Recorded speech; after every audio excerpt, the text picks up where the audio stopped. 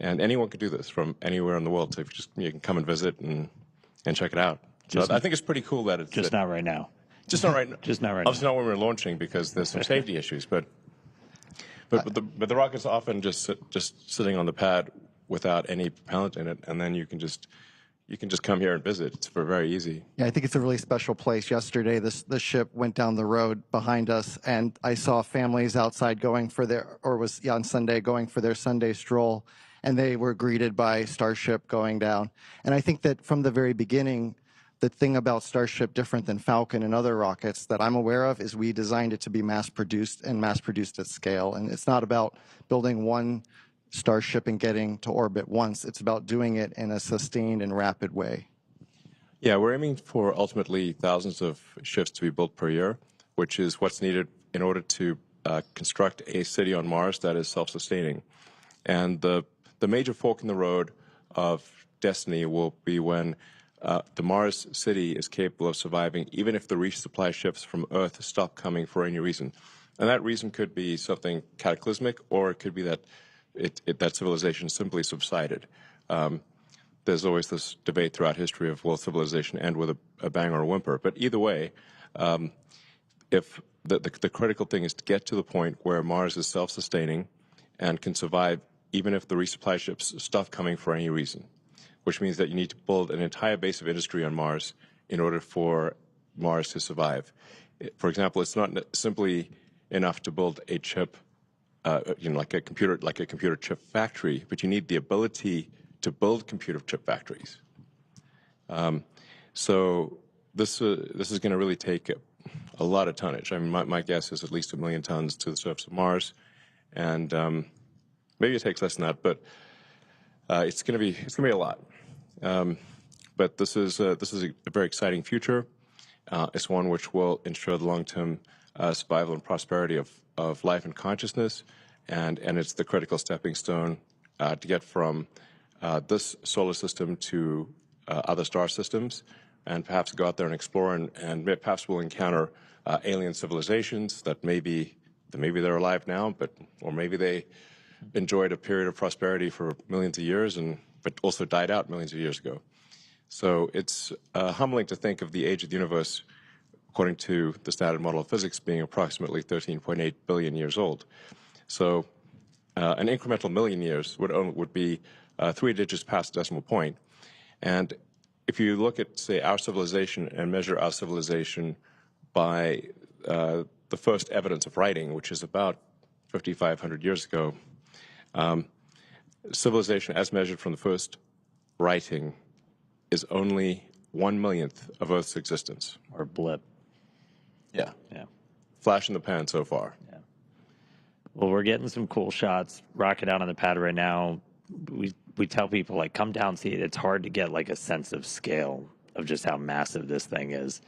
And we were able to catch somebody working on it a little while ago. And, like, part of the reason you said we're sending millions of tons, that's kind of why this thing is so massive. I think in this image, Dan, you can actually see the person working at the bottom of the ship. And as we zoom out, you see the full ship, that sort of two-tone silver and black, and then the booster below it, right? And it really sets the scale, which doesn't come across, I think, other than in person. And when I do tours, I like to say Starship is real, Starship is big, and Starship is really big. Mm-hmm. And I think you can see there, and with the factory shots you saw earlier, again, we've got Flight 10 on the pad, but we got many more behind it. Yeah, so I posted a video yesterday of just a brief scan of part of the Starship factory, and you can get a sense of the scale of the factory. Yeah, I guess we could talk a bit about why Starship is the way it is. Like, for example, why is half of the ship black and half of it is silver colored? And that's because the bottom half of the ship, the bottom as seen from orbital entry, has a heat shield on it. So the black there is the heat shield, and then the core structure of the rocket is a special alloy of stainless steel, and that's where you see the sort of shiny silver parts are stainless steel.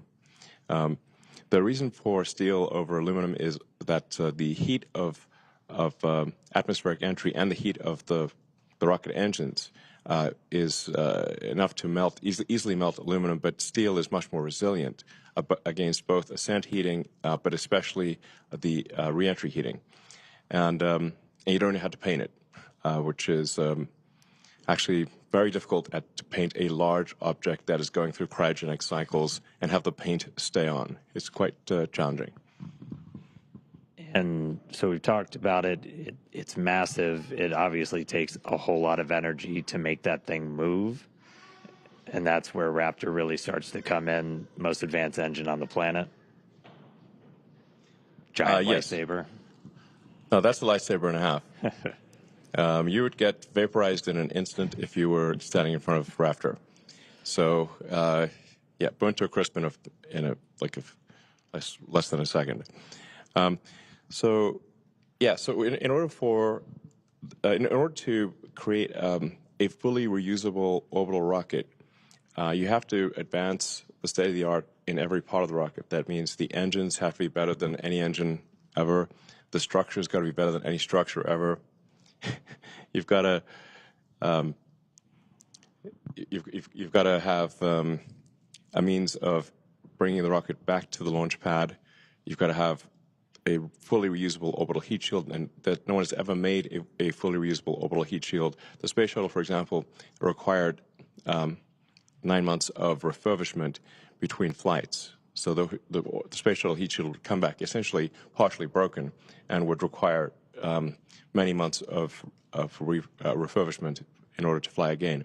What we're trying to achieve here with Starship is to have a heat shield that can be flown immediately. So the ship, both the ship and the booster, would be caught by the tower arms, and the booster would be placed immediately back on the launch stand, and the ship's got to orbit Earth at least once, but then could be back potentially in one orbit, but in most cases several orbits.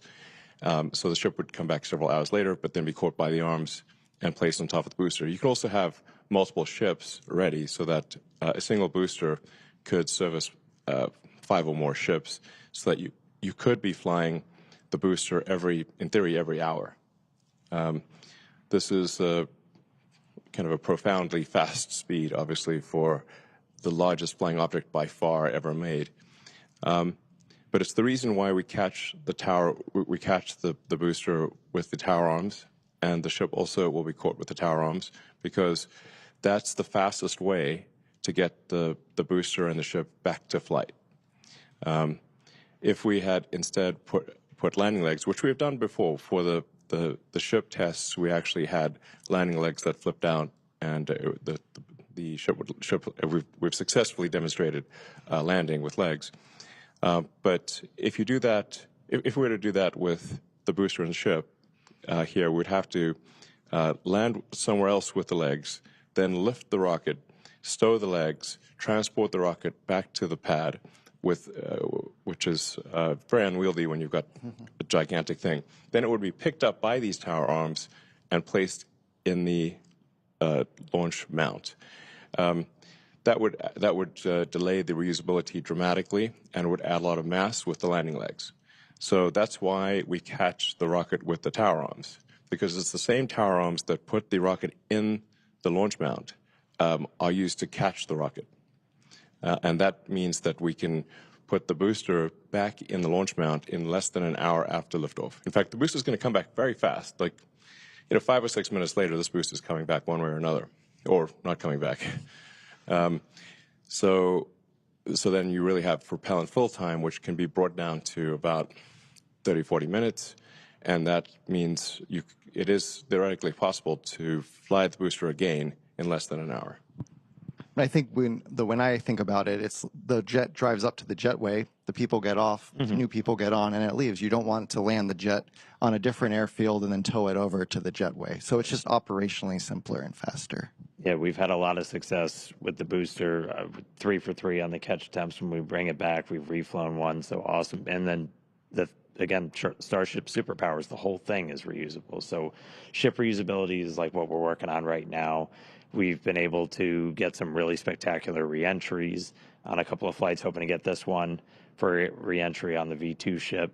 But yeah, that fully reusable heat shield, that thing that has just never been done before. That's one of the things we're really looking for that data on. Yeah, I mean, there are thousands of engineering challenges that remain for both the ship and the booster, but the single, maybe the single biggest one is the reusable orbital heat shield. We are confident in making a fully reusable orbital heat shield, but it will require many flights, many iterations to figure out where the weak points are in the heat shield, where we need to change the design, either strengthening the tile or changing how big the gap is between tiles, changing what's underneath the tile. There's a 100 different variables that we could tweak with the ship tiles, the heat shield tiles. But the only way to know exactly what we should be adjusting is to fly repeatedly and be able to examine the ship upon landing. And we have successfully brought the ship back through the atmosphere and achieved a soft landing multiple times. So we know that this is possible, but we have in the process shed many heat shield tiles. So we need to be able to do this without shedding heat shield tiles and do so repeatedly. And I think what you're seeing now is the Starship. This is CG of it coming in and landing on the tower, much like the booster, but there's some additional challenges there where we need to make sure we don't scrape the tiles off as we slide along the chopstick. We can't shuck the heat shield. Don't crush the ship. Rapid reusability. If we shuck the tiles, then that's obviously going to fail the reusability test.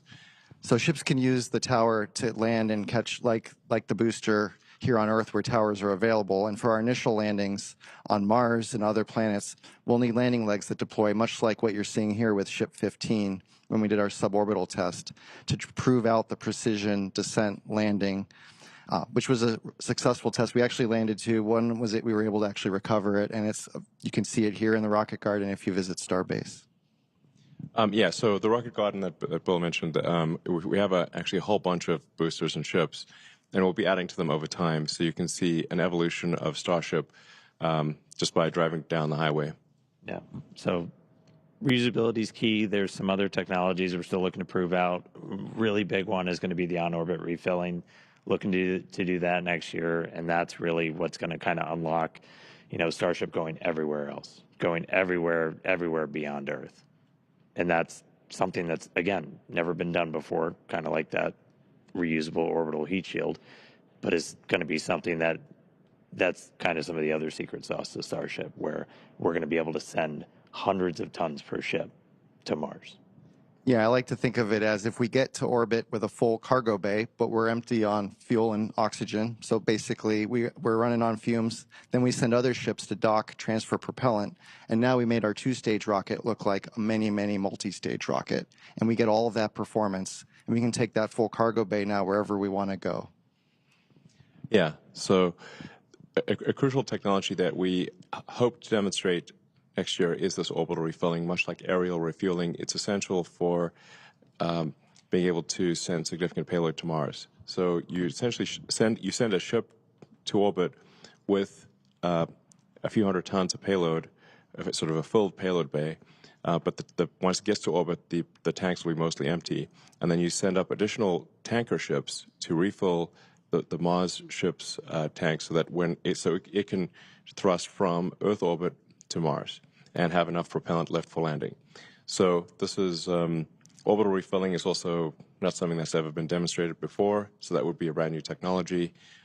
We obviously have at SpaceX figured out how to dock repeatedly with the space station. So in a lot of ways, this is like docking, and in some ways it's easier in that SpaceX is docking with its own craft, but no one has ever demonstrated propellant transfer in orbit, to the best of our knowledge, and so this would be propellant transfer at a very large scale, but with full reusability and propellant transfer, those are the key technologies needed for building a city on Mars, and I'm confident that the SpaceX team, which is incredibly talented, will achieve these goals, and we will be landing ships on Mars in the future and building life on Mars. building greenhouses and life on Mars, and ensuring the long-term survival of life as we know it. And it's important to note here that obviously, we are effectively stewards of life here on Earth. That the other creatures cannot build spacecraft and get to other planets. So if there were to be a cataclysmic event, like a giant meteor that destroyed the dinosaurs, or ultimately the sun will expand to envelop Earth and destroy all life, we know this is an undisputed fact. Then if we don't take life to another planet, all life will be destroyed. So it's incumbent upon us to ensure that we do bring life to other planets and ensure the long-term survival of life as we know it on planet Earth. And I mean, aside from that, there's so much that Starship unlocks by being able to do these things. Like, we'll be able to go to Mars, but there are other just transformational things by being able to take that many people, that much stuff to space for that much less money. Yeah, I mean, I think like understanding our planet better, being able to move people around the planet, make it feel smaller and more accessible. You could go anywhere on the Earth, in less than 40 minutes, basically, in terms of flight time. So I really do see Starship as being this thing that can connect us, just like Starlink connects our information. This can connect us more physically. Yeah. So there's really nothing faster than a rocket. Really, an orbital rocket is the fastest thing that we know of of the fastest means of transport. So, like, you could go from LA to Sydney in less than half an hour. You could go LA to Tokyo in less than half an hour. You could go from New York to Singapore in half an hour. Everything's probably half an hour, basically. Some things might be 10 minutes. Yeah, sure. I mean, yeah, sign me up for that, please. All right, cool. Cross the Atlantic in 10 minutes, no problem. Please. Yes, sign me up. You're going 25 times the speed of sound, so that's 30 times faster than a commercial aircraft. And it's a whole hell of a lot better view. Yeah, it's a hell of a view. Yeah. All right, cool. Anything else, guys? Anything else? Well, we could say a lot more. Yeah. Maybe we should go check in on the rocket and get on console. We're going to go back on console to hopefully the weather supports the launch tonight. Thanks for tuning in, and thanks for your support. Thanks for crashing, guys. All right.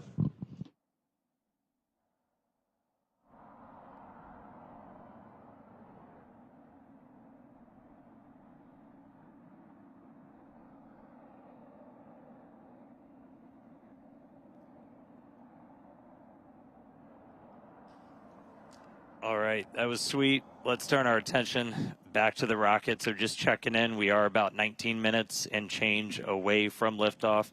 As I said right at the top, weather is going to be our primary concern. We were tracking some anvil clouds. We're hopefully clearing that on the range soon. We are not currently tracking any hardware blockers to launch, but we'll continue to follow along. If anyone was following along yesterday, we actually didn't even get into our webcast as we had a leak on one of the hoses feeding the liquid oxygen into the ship through its quick disconnect. We were able to replace that this morning. Team did an incredible job, got us into an attempt today. All right, joining me now for the rest of the day is Amanda Lee. Hi, Amanda. Thanks, Dan. I'm super excited to be here. Let's just get right into it. Yeah, a whole bunch has happened to get us to today's flight, our 10th flight test. Let's look back at Starship's 9th flight test in May. That did end with a rapid unscheduled disassembly on the ship and the booster. Flight 9 marked the first reflight of a Super Heavy booster. We saw a successful stage separation and the first ever deterministic flip, which gives us extra performance. The reused booster was flown at a much higher angle of attack to push the envelope on capabilities, which ended up causing some internal structural failure, eventually leading to a rapid unscheduled disassembly at landing burn. Yeah, ship continued its ascent. We did see pressure drop in its main fuel tank and rise in the nose cone. We just had a camera view. We actually caught the failure on camera in the fuel pressurization system. Ship was able to complete its ascent, though, achieved its planned velocity and second stage engine cutoff. After that, though, we did run into some issues with attitude control, which led us to skipping the payload deploy and Raptor relay demos. Starship eventually re-entered the atmosphere in an off-nominal attitude, and communication was lost approximately 46 minutes into the flight test during entry, but of course not before one heck of a light show. That booster rud was caused by higher than predicted forces on its structure, specifically that internal fuel transfer tube, as we were doing a higher angle of attack experiment. To fix that for remaining flights with this version of the booster, including the one behind us, we're just going to lower that angle of attack. We're relaxing those forces, and that minimizes the likelihood of structural failure. And over on the ship side, we redesigned the part of the fuel pressurization system that failed on Flight 9, put it through a more rigorous test campaign, and after subjecting it to flight-like stresses, it did successfully run for more than 10 times the expected service life with no damage, so great test results there. Our goal is always to make it through all of the objectives we set, but any result that teaches us more about Starship performing in the real-world environment helps us to make those targeted iterations and improve quickly. Yeah, that's how SpaceX developed our first rocket, Falcon 1. That's the same philosophy we used to develop Falcon 9, which has passed 100 flights just this year and 500 flights overall. Yeah, incredible milestone for Falcon, and again, the way they got there was to launch, learn, and repeat. All right, so that wasn't the only thing that happened while getting ready for Flight 10. If you followed along, Ship 36, which was originally supposed to fly on Flight 10, experienced a major anomaly during a static fire test at our Massey's test site. It was in the process of loading all of its cryogenic propellant to do a 6-engine static fire when we had a sudden energetic event that resulted in the complete loss of the Starship, and we damaged the immediate area surrounding the stand out there at Massey's. The most likely root cause was identified as undetectable or under-screen damage to a composite overwrapped pressure vessel, or COPV, in Starship's payload bay section. To address this probable cause, we're operating the COPVs on Starship at a lower pressure and also implemented additional proofs and inspection methods. Meanwhile, though, keep our launch schedule up, got to keep testing. The team was able to pivot and use the launch pad, the one we're on today, to do ship static fire tests. It was the first time we've ever done that. Doing that retrofit was the fastest path to get back to launch. Team was able to engineer a solution where we used a transport ring to mount the ship, routed a whole bunch of extra hoses and everything to load propellants. They knocked that out in just a matter of weeks, where we had 2 static fires on the orbital mount. Yeah, very impressive turnaround there, getting to these static fires. These static fires gave us the data we needed to progress to launch and are a prime example of our engineer and technician teams working to build creative solutions to keep us charging forward to eventually bring Starship online. And even while doing all of this, we're in the process of rebuilding the test stand out at Massey's to get ready for the next generation of Starship, version 3. So right now, though, we are still on track. We're looking about 14 minutes away. Again, our T0 is at 6:59 p.m. Central. While we still have a couple of moments, though, let's toss it over to Chris, who's getting ready to watch the launch out in California. How's it going, Chris? Hey, Dan and Amanda, it's going great, and welcome everyone to the Tesla Diner here in Hollywood, California. For the first ever public showing of a SpaceX webcast, it's been great to see the webcast up here on the big screens at the diner. You know, throughout the afternoon, we've had members of the public coming up, mixing and mingling, enjoying some of the food, getting to watch some old science fiction, but also getting to watch and keep up to date with what's happening here for Starship's 10th test flight. I think I can speak for everyone here when I say we're really looking forward to the epic views that we're going to get from in space and during atmospheric reentry, all thanks to Starlink. And speaking of Starlink, that's actually how we're coming to you live from the diner, relying on one of those many reliable connections that Starlink is able to put down across the Earth and in low Earth orbit. So for a little bit more information on the immediate future of the Starlink constellation, let's head on over to Hawthorne, where my colleague Tyler Lionquist is standing by. Tyler, how's it going there? And are you ready to see a rocket launch today? We are definitely ready for a Starship launch here in Hawthorne. Hi, everyone. My name is Tyler Lionquist, and I'm a Starlink business analyst here at SpaceX. Starlink is SpaceX's low Earth orbit high-speed internet that's bringing connectivity to places where you least expect it, including in space. For today's mission, Starship is outfitted with 4 Starlink terminals, allowing us to get live views of ship while in orbit and all the way down to splashdown in the Indian Ocean. Starlink satellites are built in Redmond, Washington, and that's also where we monitor the health of our entire constellation. So let's take a quick look for more on Redmond. What a lot of people might not realize when they think about the scale that we're operating is that actually 2/3 of the operational satellites in orbit are Starlink satellites. And then all of those Starlink satellites came from right here in Redmond.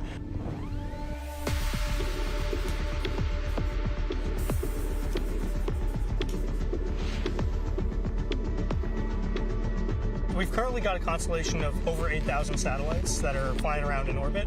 So they're working together to fill out the whole surface of the Earth, make sure everywhere can have service. So we have these laser links that are connected between the satellites, so each satellite can pass data from one to the other. That is what allows us to have these hundreds of gigabit links between satellites, and that's what allows us to connect every corner of the Earth to high quality, high speed, low latency internet.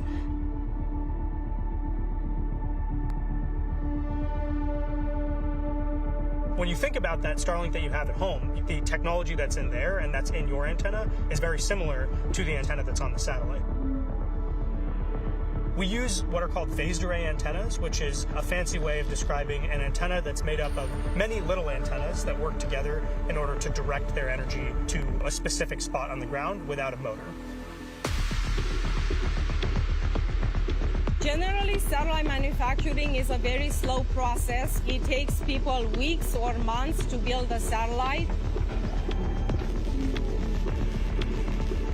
At SpaceX, we iterate very fast, and we have learned how to build satellites at the 70 sats a week rate. As we have focused a lot on production rate, we have not forgotten about our satellite reliability, which is critical to our mission. If you look at the whole world and you ask, where is the satellite industry? It's right here in the USA, in Redmond, where the vast majority of satellites being built are being built right here. Starlink is a truly game-changing technology, and it's all supported by the global satellite constellation from this space here in Redmond. And we're really just getting started at the very beginning of what we want to do with Starlink. Now, as we mentioned earlier in the show, one of today's objectives is for SHIP to deploy Starlink simulator satellites that represent the advanced V3 satellites Starship will be launching in the future. And as you can see here, once Starship reaches a nominal orbit, the payload door will slowly begin to open to prepare for deployment. The Starlink satellites will be dispatched relatively quickly, one at a time, very much like a Pez dispenser. They'll be situated in one long stack, taking up as little space as possible, allowing for an efficient deployment sequence. And once a set of Starlinks is deployed, the next set advances and deploys until they are all drifting away from Starship to prepare for their on-orbit life. Each Starlink V3 launch on Starship is planned to add 60 terabits per second of capacity to the Starlink network. That's more than 20 times the capacity added with every V2 mini launch on Falcon 9. So we're talking about a massive increase in performance all around, which will ultimately enable Starlink to serve as the communications backbone of the missions to the Moon and to Mars. But for now, we're going to turn it back over to the team at Starbase. Hey, Dan and Amanda. Hey, thanks, Taylor. So, quick update for everybody. So weather's still the main thing that we're watching. We are currently red on the range, hoping to clear that anvil rule any moment now. That's really the only thing blocking us at the moment. Vehicle's good, pads ready to go. All of our checkouts have been really smooth today after that repair work that we did this morning after we had to abort out yesterday. So we're looking at the weather. That's the thing we're really paying attention to right now. Meanwhile, prop load is still ongoing. We started loading prop at about T-minus 53 minutes, beginning with ship fuel, ship blocks, booster fuel, and finally booster locks began loading at about T-minus 35. We'll continue loading prop until just about 3 minutes before liftoff, and ship will conclude first, and then 30 seconds later, booster will finish up. Yeah, so bottom line, we're looking great in the vehicle. We're looking really good on the range. We're just really watching that weather. So we're still waiting to hear that that's clear. That's the only thing that could potentially stop us today. Okay, now let's talk about Mars, since everything we do is part of our foundational mission to get to the red planet. Each Starship launch is to learn more and more about what's needed to make life multiplanetary and to improve SHIP to the point where it's eventually taking millions of people to Mars. That's right. We're looking ahead to begin sending the first Starships to Mars next year. These initial ones are going to go without humans. They're just going to put minimally viable landers on the surface, land right on the skirt, no legs. This will just help prove we can actually get to Mars, focus on learning just as much as humanly possible, demonstrating what's needed for Mars transit and the ultimate landing. Then, during our next window from 2028 to 2029, we'll attempt to land the initial infrastructure and start delivering more equipment while evaluating available resources on the planet. And we'll also have Optimus on board for the ride, designed to do the initial heavy lifting. Beyond that, by 2030, 2031, as these windows open up roughly every 26 months, we'll continue to increase the amount of payload we're sending on each ship as we're building out more infrastructure, mining resources, generating propellant for ships to come back from Mars. By 2033, we want to double the amount of payload per ship as we just get closer and closer to building a self-sustaining presence on the red planet. Yeah, very exciting missions ahead, and these first missions to Mars are going to be crucial to setting up what we'll need for humans to eventually inhabit the planet, and we won't be doing this alone. Sure. The Italian Space Agency and SpaceX recently signed a first-of-its-kind agreement to carry Italian experiments on the first Starship missions to deliver customer payloads to Mars. These payloads will include a plant growth experiment, a weather monitoring station, and a radiation sensor to gather scientific data during Starship's approximately 6-month interplanetary coast phase from Earth to Mars and also on the Martian surface. It's a really exciting vision. To make it happen, we're going to need to launch a whole lot more. We're going to need a whole lot of people that are going to come and help us build this. So it makes it really fun for me to come to work. I know you build these things. 100%. It's got to be fun for you. Yep, very exciting. All right. Looks like we're about 5 minutes from Starship's 10th flight test. Range is still looking good. Still have an eye on the weather at the moment. And prop load is also continuing on both stages of Starship. Yeah, I'm pulling it up real quick. So we are we're almost closed out on the booster. We're about 90% on fuel, about 90% on LOX, just a bit below. So again, we're going to continue filling for about the next 2 minutes. Once we're completely done with that, we have about 11 million pounds of liquid propellant on board those 2 stages of Starship. So a lot of propellant to move really big rockets really fast away from South Texas. So once we get close, all of our ground systems will prepare themselves. They do what's called pushbacks. They'll clear out all of those feed lines, push back into the prop farm, and just prepare the area around it. We're doing our final guidance and navigation checks right now. The automated flight safety system is about to get armed.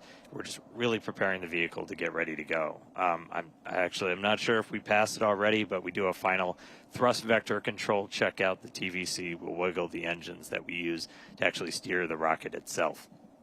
Everybody's favorite topic, if we need to hold. That hold would come at T minus 40 seconds. We can hold if we're still waiting for the weather to clear, which is our big item today, or if any other last-minute issues pop up. We'll only hold there if we have an issue. Still waiting to hear confirmation that the weather has cleared. That's the only thing it looks like would hold us today. There's the business end of a Super Heavy. Now, once we pass that T-minus 40-second mark that Dan was talking about, a number of events are going to occur in rapid succession. The ground spin and ignition systems come up to flight pressure, and ship will switch over to internal power. After that, the quick disconnect arm lockout is removed in preparation for retraction, which occurs shortly after T0. And once we pass that T-minus 40-second mark, we do still have the ability to then recycle the count under certain conditions back to T-minus 40 seconds and hold there to assess what happened, and if we can proceed again, back to liftoff. Yeah, we hope that doesn't happen, but it has previously. I promise not to psych anybody this time. We do have some kind of points of no return.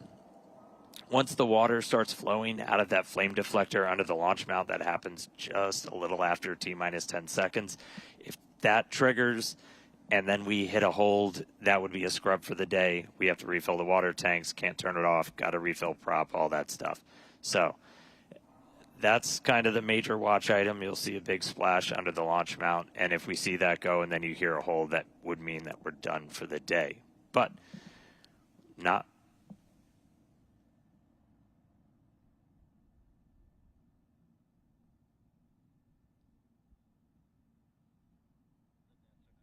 And Yeah, I didn't disappear. Sorry, everybody. Listening in as the flight director for today is going through some of the final checks. We are still red on the range for weather.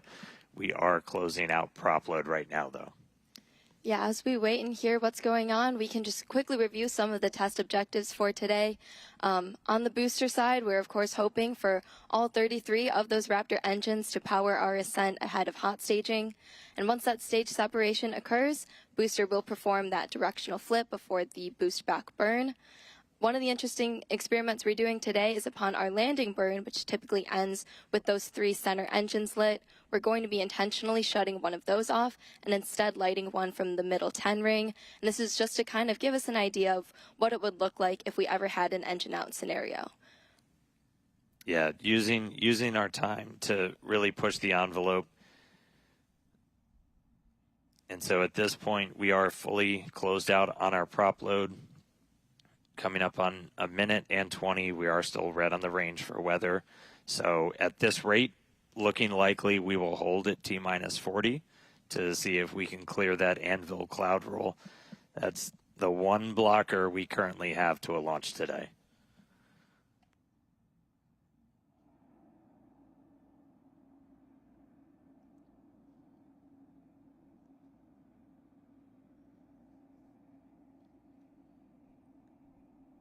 All right, and we did just get confirmation, so we are expecting to hold at T-minus 40. We are still red on the range for weather, so look for the clock to pause in just a couple seconds.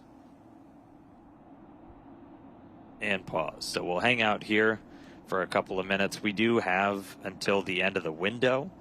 We won't have 30 minutes of hold time to hang out, as we're essentially not replenishing prop on the vehicle at this point, so we have to keep a close eye on things like temperatures inside the tanks. We can only hold for so many minutes before things start to warm up. Surprised it's hot in South Texas. Yeah, while we're holding here at T-minus 40 seconds, we reviewed our test objectives for booster, but why don't we chat ship for a second? After stage separation, ship will continue onwards up through its ascent to the planned suborbital trajectory. Once it reaches there, we'll undergo SECO, or where the second stage shuts off its engines.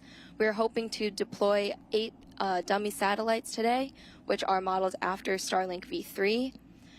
We're also planning to attempt a in-orbit burn, so we'll relight one of those Raptor engines while in space, and that will occur ahead of re-entry, where we'll also be testing multiple experiments, including missing tiles, metallic tiles, and intentionally loading those vehicles' flaps. And then hopefully we'll conclude today's test flight with a soft splashdown in the Indian Ocean. Yeah, definitely want to see a ship on the other side of the planet today. We did just get a quick update. So the range is fully green. Weather is still red. So we are still tracking a detached anvil rule, which essentially there's an anvil cloud that's too close to our launch site, and it needs to move further away.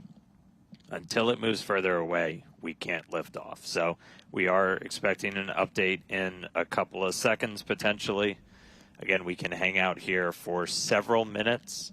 We're not actively replenishing prop. And getting an update now.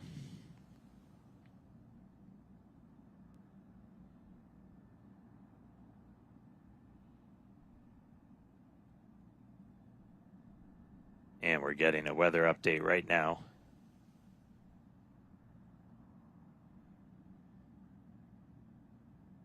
And team's looking at it. Again, we're just tracking this anvil rule still. It's our only blocker today. Range is green, vehicle is green. Weather is currently red.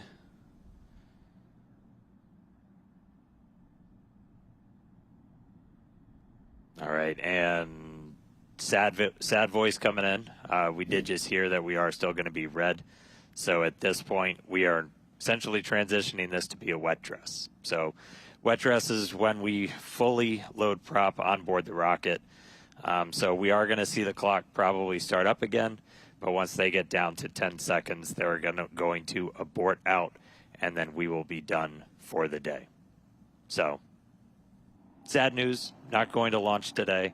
Weather got in our way, but you can only control so much. Can't always control the weather. Can't control the weather. I wish we could control the weather. We're not there yet. Wouldn't that be nice? Wouldn't that be nice? So we are seeing the clock rolling, but again, we're going to get down to T-minus 10 seconds, and we're going to see that kick back out, and then we're going to start offloading all of the propellant that's on board the rocket today. So if you are just tuning in, yeah, it's not going. There it goes. Back to T-minus 40. So again, we essentially turned today into a wet dress, so today still ended up being a test. Still learning something as always. Yeah, still learning something. We were able to fix the issue that kind of bit us yesterday, where we had a leaky hose that was feeding liquid oxygen into the ship, but we were able to fix that, but weather got us today. So no launch today. We do have a phenomenal logistics team, though, so we should hopefully be able to replenish prop everything. We don't have to refill all the water tanks because we didn't fire off the deflector, but we'll have to reload the prop. So very good chance that we can try again tomorrow. We'll obviously update everybody online.